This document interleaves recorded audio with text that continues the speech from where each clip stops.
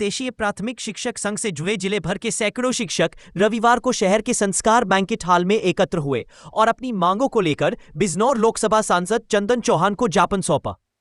ज्ञापन में कहा गया कि 29 जुलाई 2011 से पूर्व नियुक्त शिक्षकों के लिए सेवा में बने रहने और पदोन्नति के लिए टीईटी को अनिवार्य किए जाने के जो निर्देश दिए गए हैं वे शिक्षकों के हितों के प्रतिकूल है। शिक्षकों ने कहा कि नियुक्ति के समय ऐसी कोई शर्त नहीं थी, इसलिए अब सेवा के कई साल बाद टीईटी को अनिवार्य करना उचित नहीं है। उनका कहना है कि वे वर्षों से शिक्षा व्यवस्था को संभाल रहे हैं। कई शिक्षक तो सेवानिवृत्ति के करीब है। ऐसे में उनके सामने टीईटी अनिवार्यता की बाधा खड़ी करना न सिर्फ अन्याय है बल्कि शिक्षा व्यवस्था के हित में भी नहीं है। वर्ष 2011 से पहले चयनित शिक्षक योग्यता और नियमों के आधार पर नियुक्त किए गए थे।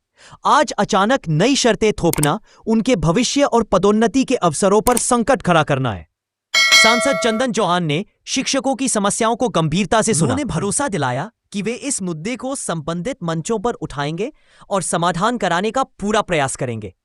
सांसद ने कहा कि शिक्षक समाज की रीढ़ है और उनकी समस्याओं का समाधान प्राथमिकता पर होना चाहिए। 1 सितंबर को सुप्रीम कोर्ट ने एक निर्णय दिया है कि सभी को 2 वर्ष के अंदर टेट करना पड़ेगा, वरना उनको सर्विस से हटा दिया जाएगा। तो कुछ लोग जो है जब ये टेट लागू हुआ 2011 में तो उससे पहले के 2812 टीचर हैं पूरे जिला बिजनौर में जो नियुक्त हैं। प्रदेश में लाखों टीचर इस तरह के हैं कि जो उनकी नियुक्ति थी उस टाइम अपनी उन्होंने योग्यता पूरी कर रहे थे, परंतु यह निर्णय गलत है। तो इस संबंध में माननीय सांसद जी को निर्णय दिया कि एनसीटी में जो गलत फहमी हो रही है, कभी कहा जा रहा है कि एनसीटी में ये नियम है, कभी ये नियम है, तो एनसीटी एक अपना रोल स्पष्ट करे कि वो किसके लिए लागू है, किसके लिए नहीं लागू है, और एनसीटी अपना शपथ पत्र जो है सुप्रीम कोर्ट में दाखिल करे।